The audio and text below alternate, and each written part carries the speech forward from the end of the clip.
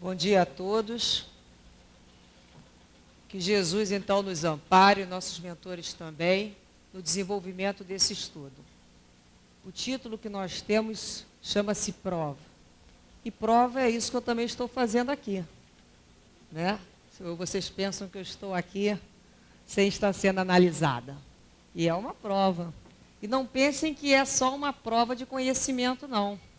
Porque de conhecimento a gente chega num papel e escreve. Isso aqui é uma prova oral. É aquela que os professores todos estão nos olhando. Mas não para ver se nós aprendemos a decorar e falar, mas se já passamos a refletir sobre aquilo que estamos falando. Essa é a grande prova. Para depois, quem sabe, a gente passar a cumprir. Porque eu sou sincera, na prova de cumprir lá fora, eu ainda sou reprovada a maioria das vezes. Mas a prova é para isso mesmo, para nós exercitarmos e descobrirmos a dificuldade. Qual é o ponto de dificuldade para neles trabalharmos melhor? Escolha das provas. Eu busquei a palavra prova no dicionário para nós entendermos até em termos de vocábulo e nos situarmos sobre essa questão.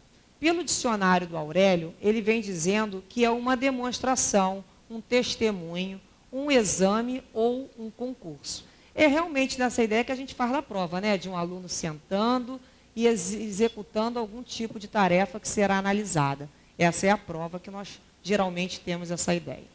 No dicionário espírita do Palhano Júnior, ele vem com a seguinte definição.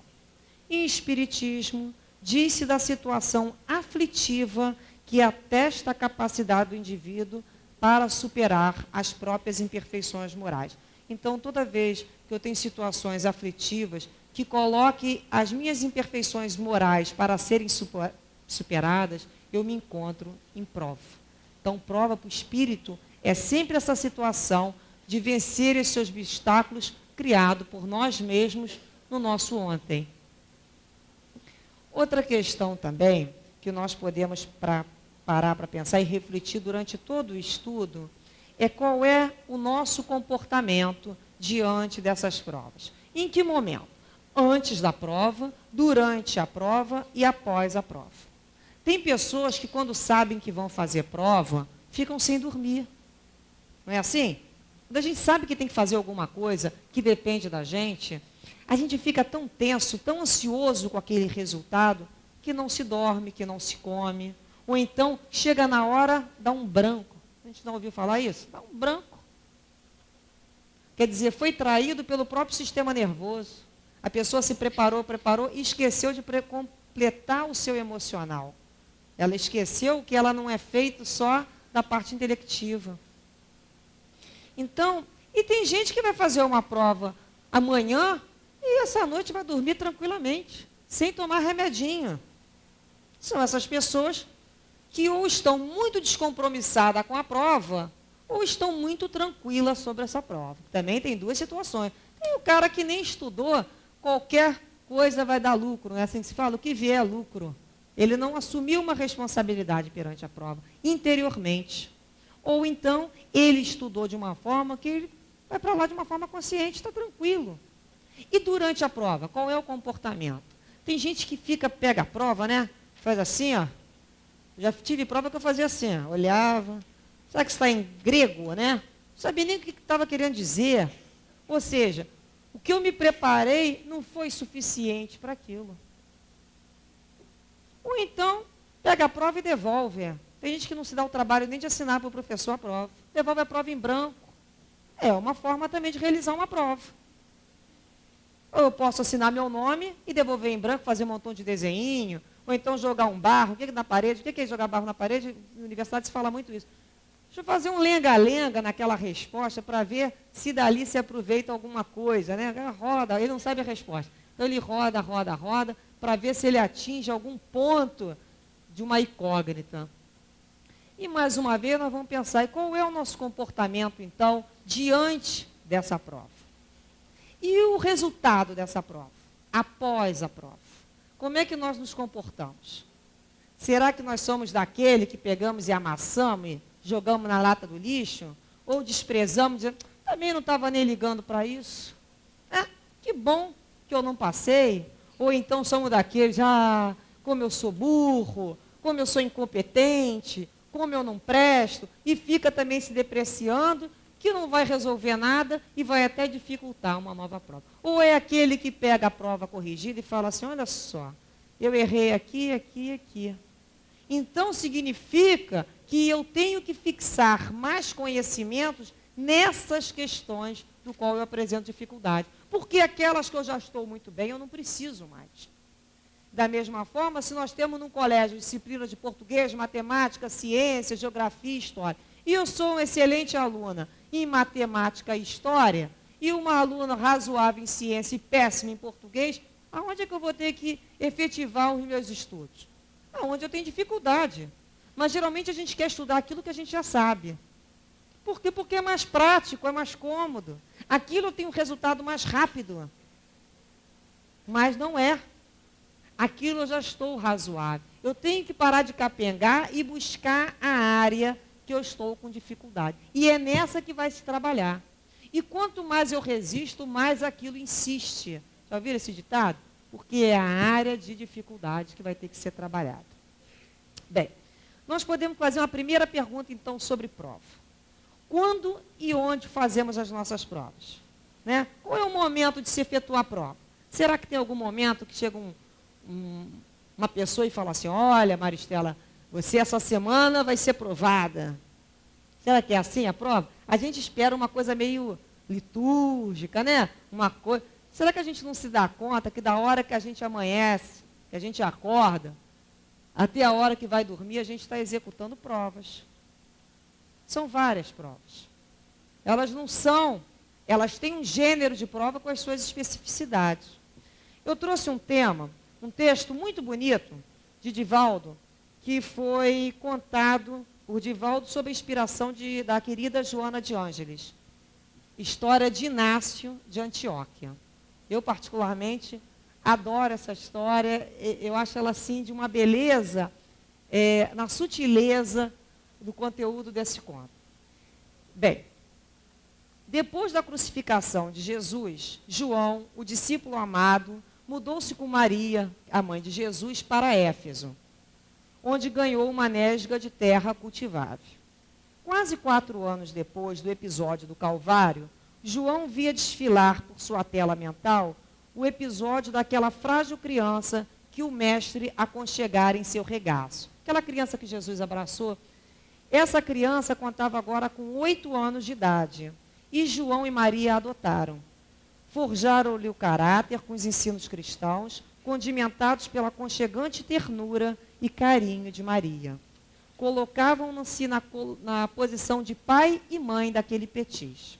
Essa criança se tornaria um dos maiores e mais abnegados cristãos dos primeiros e de todos os tempos, Inácio de Antioquia. Coragem e bravura da alma nunca lhe faltaram. Ele seguiu sem titubear as trilhas abertas por Paulo, Pedro e João, na ampliação das fronteiras cristãs. Destemido, ele não reagiu à voz de prisão, porque ele foi preso naquela época que os cristãos do primeiro movimento foram presos. E num dia ensolarado e quente de agosto, ele foi levado para Roma. Ao soltar no porto de Óstia, cercado por legionários, ele é levado a Roma pela Via Ápia. Ao chegar ao cume de uma das colinas que circundam a cidade, ele começou a sorrir. Aquele homem a ferros, alquebrado, sorria a ponto de comover-se entre lágrimas e júbilos. O legionário dele então se acercaram, esbordou-lhe a face e pergunta na voracidade da cólera: tu deves estar louco, por que sorris? Sorrio, ele responde, diante de tanta beleza que meus olhos descortinam. Sorrio porque chego a Roma e vejo uma cidade imponente. O soldado, então, que não podia compreender aquela atitude, continuou: mas tu vais morrer.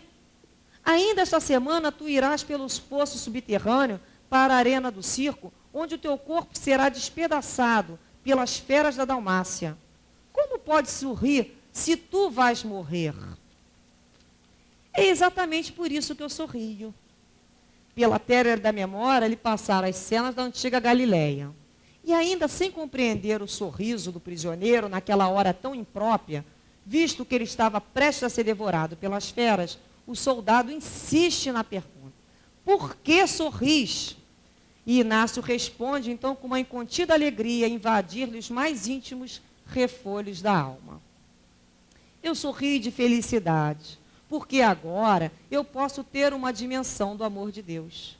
Porque se para vós, que sois adúlteros, corrompidos, se para vós que sois criminosos, Deus concede uma cidade tão bela e tão harmônica, que não oferecerá Ele para os que lhe são fiéis? Se a vós vos dá uma cidade opulenta de prazer, que nos dará a nós outros, que lhes temos dado então a nossa vida? Eu sorrio de gáudio antecipadamente, e anelo para que me venha o sofrimento já, a fim de que ele me leve. Era a vontade de Inácio, né? Essa prova maravilhosa, esperando a beleza do reino. Olha que fidelidade a Deus naquele momento.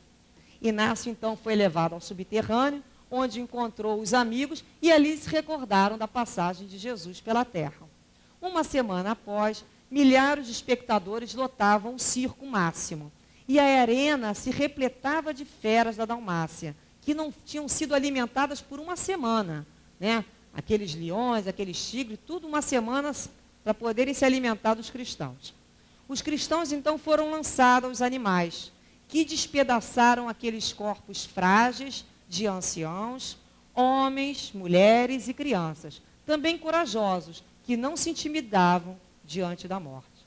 Enquanto Inácio aguardava o momento da patada no tórax, que despedaçasse ossos e músculos, nenhuma fera arrebentou-lhe o corpo. Conta a querida benfeitora que naquele momento em que as feras saciadas refugavam os cadáveres, e ele na arena ensanguentada era o único que persistia, ele ajoelhou-se humilhado e perguntou: por quê? Por que que eu fui poupado? Ser poupado é morte em vida. Por que que eu não tive a honra de morrer? Então apareceu um ser espiritual que, contemplando-o entre lágrimas de amor, respondeu-lhe: Inácio, morrer é muito fácil. Perder o corpo numa só arremetida é um testemunho pequeno para ti. Tu que tanto amas Jesus, merece algo mais penoso e magoador. Tu viverás. Então, o mestre deseja que vivas para que a sua mensagem saia da tua boca e experimente o escárnio sem delinquir, experimente a perseguição continuada sem desanimar, porque esta é uma morte rápida demais para os que são fiéis. Inácio saiu da arena e os companheiros supuseram que ele tivesse abjurado ao Cristo. Então houve calúnia sórdida, intriga, maledicência semearam na comunidade em que ele vivia. Inácio nunca se defendeu, porque quem ama Jesus não tem tempo a perder com defesas inoportunas. Ele jamais se justificou, porque ele deveria prestar contas ao seu rei, não aos súditos escravos, como escravo e súdito era ele. Não disse uma palavra, até que os anos, dobrando-se uns sobre os outros, demonstraram a grandeza desse discípulo eleito, que passou a ser o protótipo do cristão verdadeiro, o modelo daquele servidor primitivo de Jesus, elevando-se à categoria de bem-aventurado, pelo seu testemunho de amor. Inácio de Antioquia é bem aquele discípulo verdadeiro do Cristo, que vive a caridade em plenitude, tal como entendia Jesus. O que nós vamos ver aqui? Qual é o maior holocausto por um espírito? A vida. Morrer é muito fácil. Quantos não buscaram essa fuga espetacular diante de algumas provas? Não vemos esses casos em suicídios, ou pessoas no suicídio inconsciente se colocam na mira de alguma coisa? Porque viver é difícil. E viver, e a gente fala assim, para que eu tenho que continuar nesse mundo que um joga bomba e mata não sei quantos, e a gente liga o jornal e aqui pertinho já começou uma guerra civil, e eu me encontro nesse meio. Em nome de quê? Em nome de quê? Se me dizem que o reino de Deus é melhor, o que está me prendendo aqui? Será que não é esse testemunho que Jesus quer? Será que Jesus não está pedindo que o bem se una que todas as religiões, com o propósito cristão, intensifiquem o seu objetivo maior de servir ao Cristo e a gente ser o grupo da resistência, porque esse planeta vai ter que evoluir. Nós vamos ter que evoluir.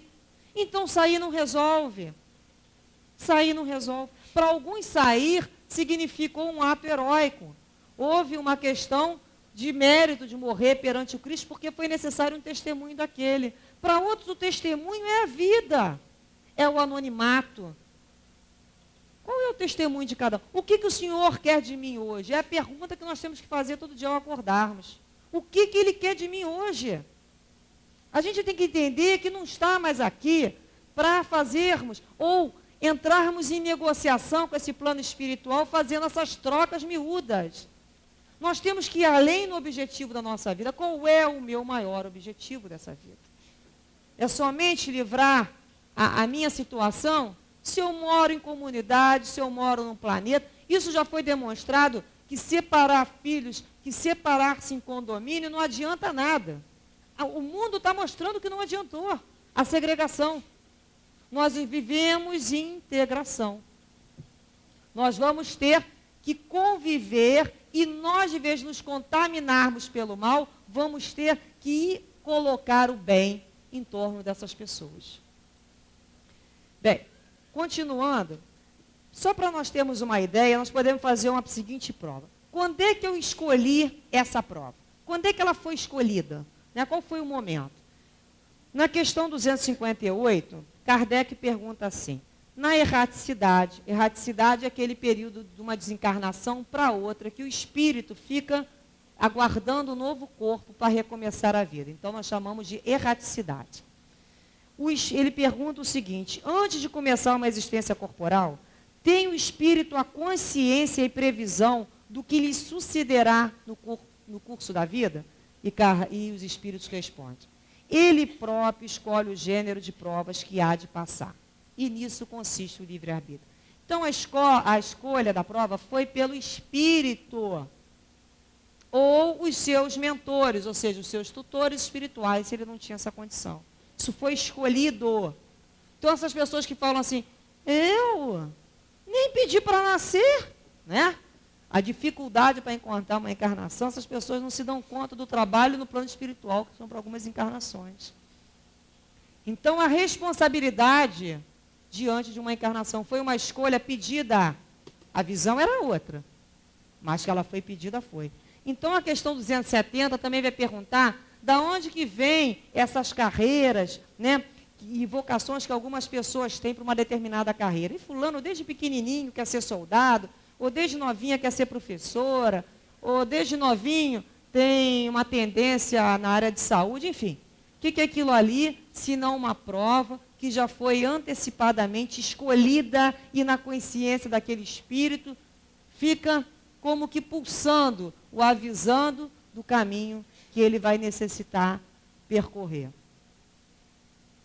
Nós podemos também pensar, se nós, quando estamos aqui encarnados, nós não colocamos, o que eu vou fazer amanhã? Eu não programo o dia de amanhã. Eu programo o meu final de semana que vem. Eu tenho uma agenda que eu tenho programação para o mês de maio, ou médico, ou alguma reunião que eu tenho que ir. Nós nos programamos.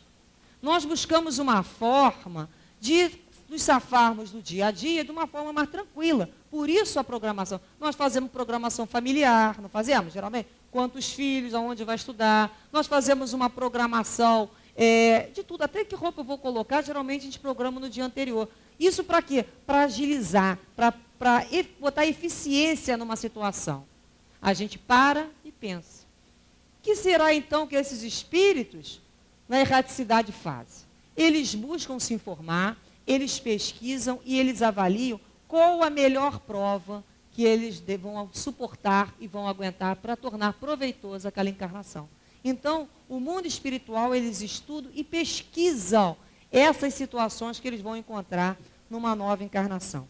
No Evangelho de Chico Xavier, nesse livro, Chico vem com uma questão muito interessante, justamente sobre essas pessoas que às vezes se sentem meio injustiçadas, que não sabem muito o que estão fazendo aqui, né? Às vezes a gente se coloca numa posição, sei nem o que eu estou fazendo aqui, com aquela situação. Então ele coloca assim, olha, Existem pessoas que se sentem ofendidas, magoadas por qualquer coisa. A mais leve contrariedade, se sentem humilhadas. Ora, nós não viemos a esse mundo para nos banhar em águas de rosas. Somos espíritos altamente endividados. Queremos viver na Terra sem que sejamos afetados pela sua condição? Vamos assim dizer, de ainda lamentável atraso espiritual? Isto aqui não é uma estação de veraneio. Quando o espírito reencarna, ele já vem consciente das lutas que terá de enfrentar, a menos que seja um espírito completamente alheio ao seu próprio destino. Todos, quando retomamos o corpo, sabemos que, de certa forma, estaremos à mercê de uma série de circunstâncias próprias de um planeta em evolução. Bem, se nós escolhemos, ou falta de opção mesmo, às vezes não foi escolha, num planeta de prova e expiação, como é o planeta Terra, quais são as circunstâncias? São as circunstâncias próprias de um planeta em evolução. Guerra, problemas de relação à administração, problema de pobreza, miséria, injustiça social, um caos político, guerras religiosas. O que a gente pensou em encontrar aqui? Paquetá, domingo de manhã? Não, né? Não dá para fazer a vida de um piquenique. Então, eu não escolhi para morar numa cidade, eu não imaginei que eu fosse morar numa cidade que tivesse tiroteio. Ué, não pediu para reencarnar num grande centro urbano? Que ainda predomine um problema de injustiça social? O que pensou em encontrar ali? Então é uma questão de parar e refletir. Porque essa santa inocência não vai levar-nos a lugar nenhum. Nós temos que olhar e ver que esse excesso de inocência nos dá aptidão para algumas coisas, mas ficamos inaptos para outras situações, não nos torna aptos. Então é quando nós vamos ter que parar e refletir. O que eu estou fazendo ali? Eu estou participando de um grupo que tem que modificar a estrutura desse planeta. É forte, né? Mas é a verdade. Nós podemos fazer uma outra pergunta. Por que eu escolhi esta situação?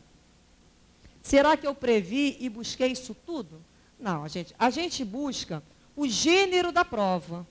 As circunstâncias vêm de brinde. Vamos dizer assim, é um kit, né? Ela vem num kit. Eu tenho um mau hábito de larapiar as coisas dos outros. Então, eu vou pegar uma encarnação, uma prova, do qual eu vou ter que reencarnar no meio de pessoas que sejam dadas à prática do furto. Para que eu consiga o quê? Para que eu consiga lutar contra o meu instinto. Ali está a prova.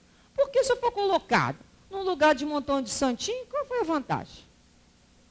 Eu tenho que lutar contra aquela prova. Se eu tenho uma dificuldade na área sexual, eu vou encarnar no meio de gente com permissividade sexual, para eu mesmo fazer o controle do meu instinto. Aí está a prova.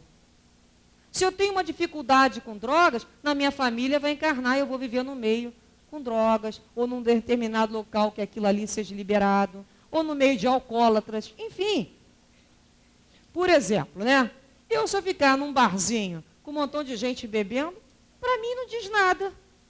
Aquilo para mim e nada é a mesma coisa, não me atrai. Agora, eu já não me coloco junto com pessoas que estão fumando por mais de uma semana num determinado local. Por quê? Porque eu sinto que a minha dificuldade foi o vício do fumo, que eu já abandonei há alguns anos.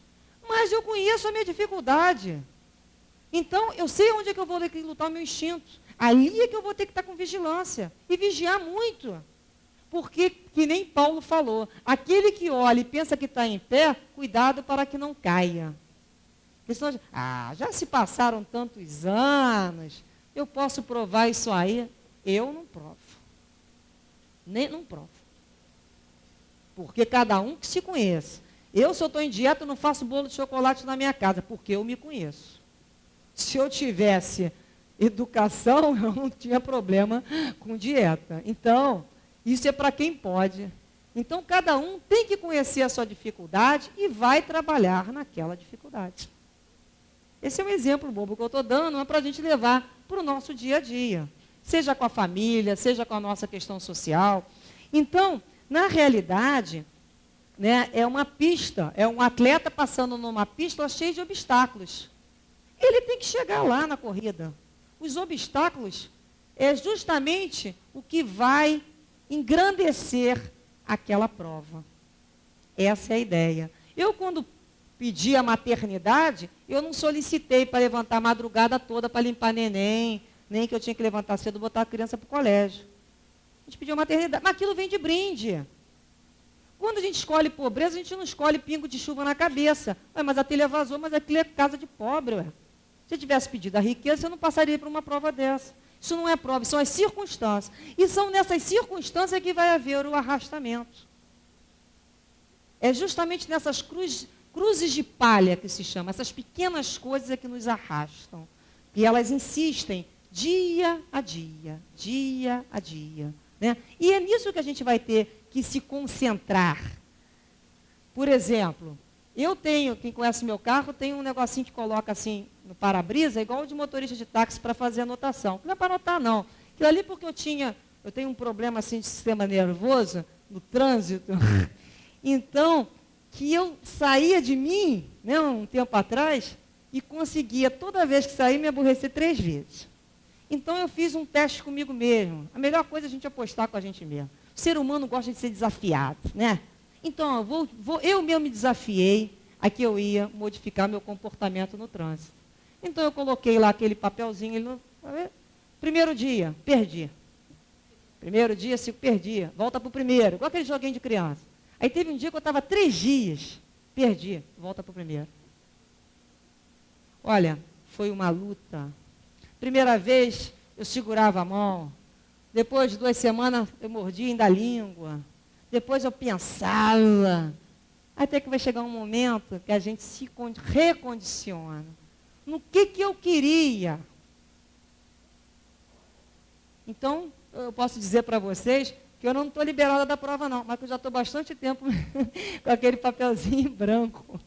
Eu botei até ali a imagem de São Francisco. Ai, me ajuda, meu mentor, me dá força. Quando aqueles carros cortam, ou então a gente escuta aquela coisa assim, mulher no volante, perigo constante.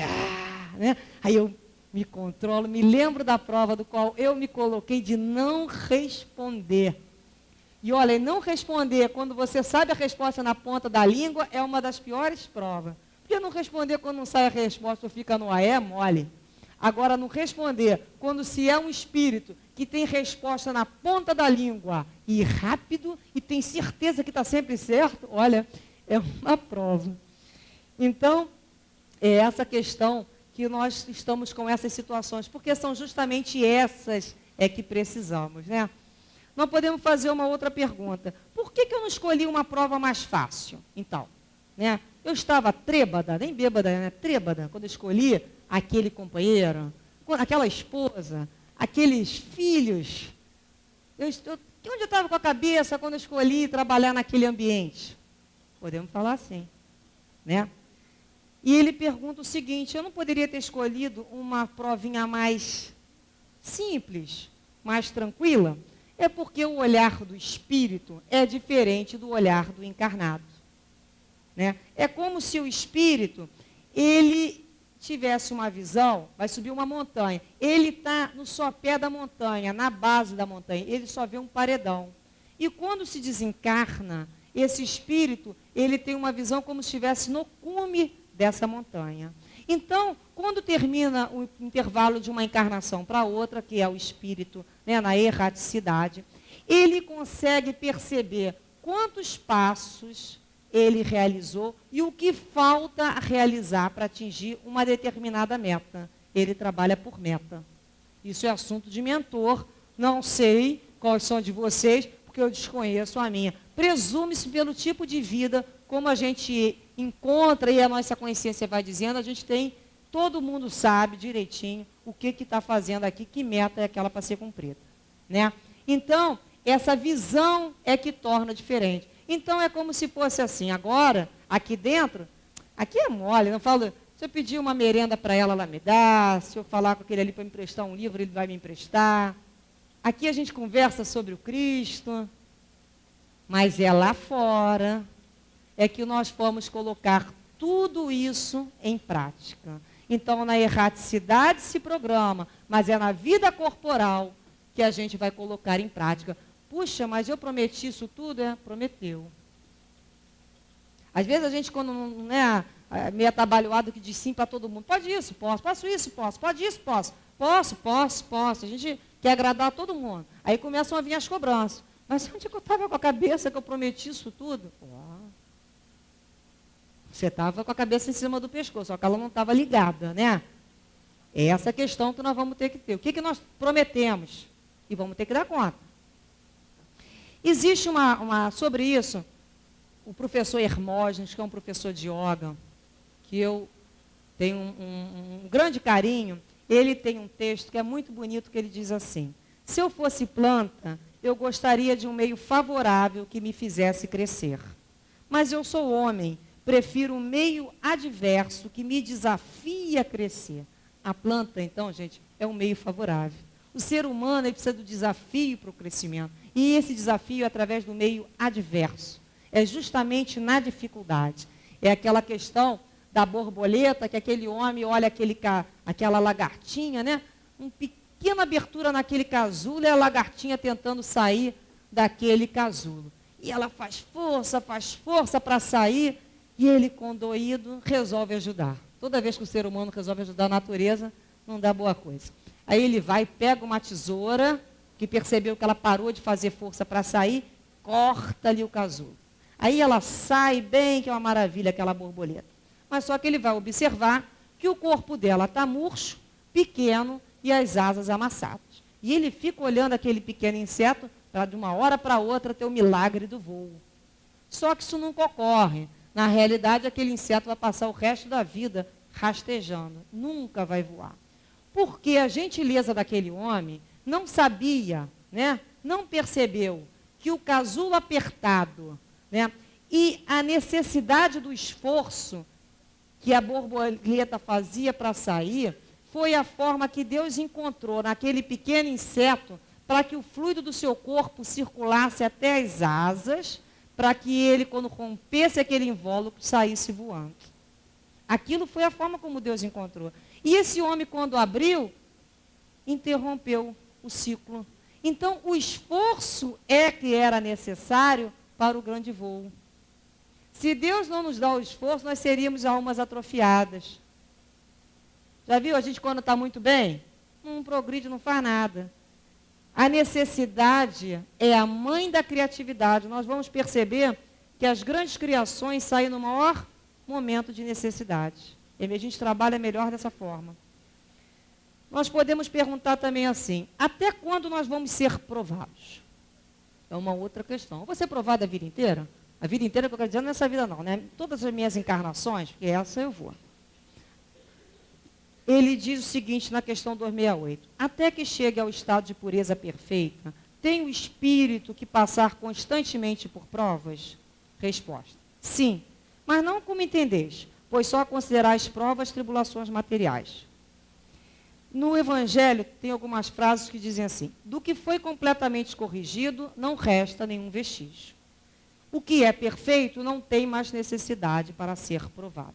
É lógico, se eu já consegui, né, vencer uma determinada prova, uma determinada situação na minha vida, eu não tenho mais que ser avalizado sobre aquilo. Quem já completou aqui o primário, não é mais necessário que seja avaliado nas 4 operações básicas. Presume-se que ele já conheça aquela história. Quando alguém vem com uma situação, o que a gente fala para ele? Ó, a escola que você está estudando, eu já estou dando aula. Né? Em termos da experiência, a gente já tem aquela experiência, já tem o conhecimento. Você está vindo com trigo, eu já estou voltando com o pão. Por quê? Porque aquilo ali, nós já fizemos a conquista. No Consolador, ele diz o seguinte: todos os espíritos resgatam ou aprendem nas experiências humanas, com exceção de quem? Jesus Cristo, cuja evolução se verificou em linha reta para Deus, em cujas mãos angélicas repousa o governo espiritual do planeta. Então foi o único espírito que não tinha nada a provar, e mesmo assim provou de tudo, e mais um pouco. Ele foi o único cuja evolução foi em linha reta. E Joana disse, Joana de Ângeles. Jesus não tinha qualquer dívida a resgatar e não esteve isento dos momentos de aflição. Então, se o mestre, que não tinha nada a provar e nem nada a resgatar, passou o que passou, para ser chamado de quê? De mestre.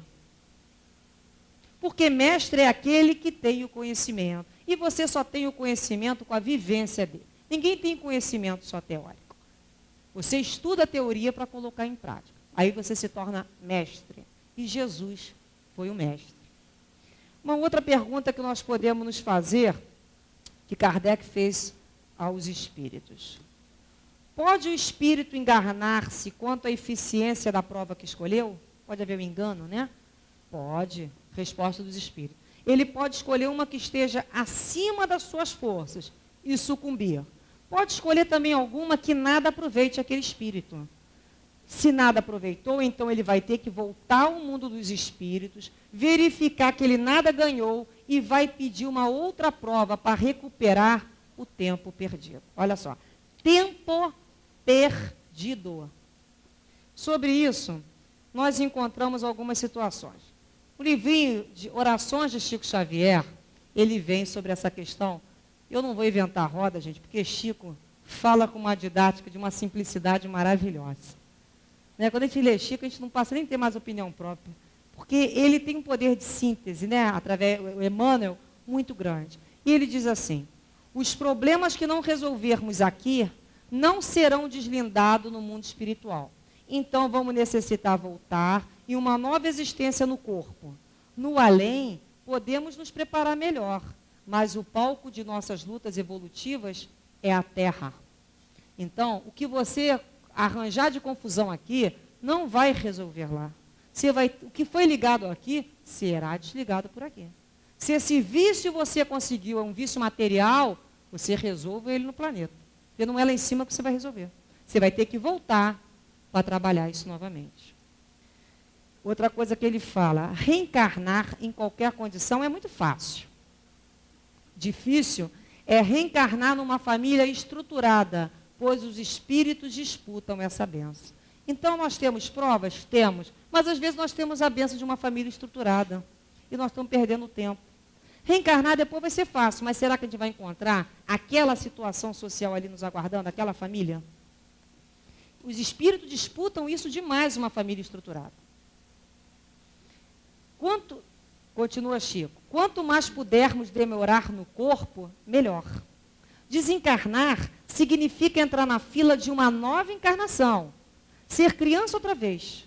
E o estado de infância é uma doença para o espírito, porque ele tem as suas faculdades entorpecidas. É verdade, voltar de novo para a fila, pedir uma encarnação, arranjar uma família que nos queira, arranjar uma situação que condiz com a necessidade das nossas provas e ficar entorpecido, porque nós vamos perceber que depois dos 20 e pouco, 30, 40, tem gente que a vida inteira nem consegue, é que começa a se descortinar a maturidade do espírito. É como se a gente ficasse bloqueado. Essa sensação, né, de entorpecimento é muito grande. A gente demora muito tempo para começar a vislumbrar as coisas do espírito. Seria recomeçar isso tudo novamente. Então, quanto mais tempo demorar no corpo, é melhor. E ele fala aqui que, às vezes, a gente vê algumas lutas, né, que nós achamos que são lutas nulas. Tipo, uma pessoa que passa a vida inteira numa cama. Não é, não. E nem, às vezes, ele está resgatando, não. Às vezes, é um espírito que pediu uma prova daquela para disciplinar pensamentos e emoções. Porque a indiferença, o espírito vai ter que perder. Então, às vezes, para ele vencer a indiferença, é necessário que ele vivencie uma situação. Então, ele pede uma encarnação para que ele desabroche aquele cardíaco dele de uma outra forma. Nós não podemos deixar de falar sobre a questão da mediunidade, né? A mediunidade, porque a nossa mediunidade, nós não somos missionários, nós somos almas endividadas, né, que nem Emmanuel fala, que fracassaram desastradamente, que contrariaram o curso das leis divinas e resgatam, sob o peso dos severos compromissos e ilimitadas responsabilidades, o passado obscuro e delituoso. São almas arrependidas, reorganizando-se com um sacrifício, não quanto desfacelaram os seus instantes de insânia. Ou seja, o que nós fizemos nem nos interessa. O importante é a oportunidade de um recomeço, principalmente os médios. Então, quando se pede o gênero, né, uma prova, se a mediunidade foi dada como prova, não estava, né, no programa que nós pegaríamos uma sala sem ar-condicionado, né, não existe essa questão do dia quente, mas isso vem de brinde. Isso vem de brinde. São as provas que os médiuns vão passando. E quem tiver curiosidade para conhecer esse médium fracassa, leia esse livro, Os Mensageiros, né, que vão ter uma série de histórias de todos aqueles médiuns que fracassaram no plano espiritual. Nesse livro, de André Luiz, psicografado por Chico Xavier, existe uma passagem onde ele conversa com Tobias, que ele explica para André o objetivo de um centro chamado Centro de Mensageiros, localizado no Ministério da Comunicação. Para que serve esse Centro de Mensageiros, né? E ele fala assim, olha, preparam-se aqui numerosos companheiros para a difusão de esperança e consolos. Não me refiro tão só a emissários invisíveis, não. Organizamos turmas compactas de aprendizes para a reencarnação. Médios e doutrinadores saem daqui a centenas, habilitados pelo nosso Centro de Mensageiros. Saem milhares de mensageiros aptos para o serviço, mas são muito raros os que triunfam. São muito escassos os servidores que toleram as dificuldades e reveses da linha de frente. Então, a complicação, nós vamos ver que na história da queda de Otávio, né, vocês vão ler depois no livro, houve um preparo naquele médium de 30 anos para ele voltar ao corpo e ele pegar a prova, assinar e entregar em branco. Houve um preparo de 30 anos. Nós vamos ver no livro Missionários, né, um Sigismundo, um espírito altamente endividado, o plano espiritual aperfeiçoando-lhe as formas e colocando as suas necessidades fisiológicas, a trabalheira que foi aquele plano não fatalista, que ele coloca o seguinte, a diferença, né, entre a questão do fatalismo que não existe, as circunstâncias que aquele espírito iria encontrar naquela vida, a trabalheira que foi. Então, nós vamos parar para entender a responsabilidade diante dessas provas. Nós vamos perceber também que, às vezes, os nossos pedidos de prova são pedidos dos mais disparates possíveis. Às vezes, nós pedimos pobreza e não suportamos. Às vezes, pedimos responsabilidades além das nossas forças. Às vezes, nós pedimos uma administração em algum cargo, uma autoridade. Às vezes, pedimos dinheiro. Às vezes, pedimos uma família com problema. E várias dessas situações nós vamos falindo. Até que nós podemos chegar a uma súplica final e falarmos, Jesus, eu ainda não sei pedir. Eu ainda não conheço as minhas possibilidades de realização, nem conheço as minhas defasagens, ou seja, as minhas escassezes na situação que eu quero ser provado. Então, tem hora que a gente para ver que a maioria das coisas que nós pedimos, às vezes nós não damos conta. E mudamos de ideia um mês depois, quando não no outro dia. Portanto, vamos pedir a Jesus que sejamos fortalecidos nas nossas provas, né? Que cumpramos ela com respeito e com responsabilidade, aproveitando esse tempo que nos é dado na carne, para que sejamos cartas vivas de Jesus, do seu evangelho de amor, e que ele sim escolha por nós, e que venha ao nosso encontro, porque ainda somos muito deficitários para caminharmos. Dessa forma, que Jesus nos abençoe e que fiquemos em paz. Graças a Deus.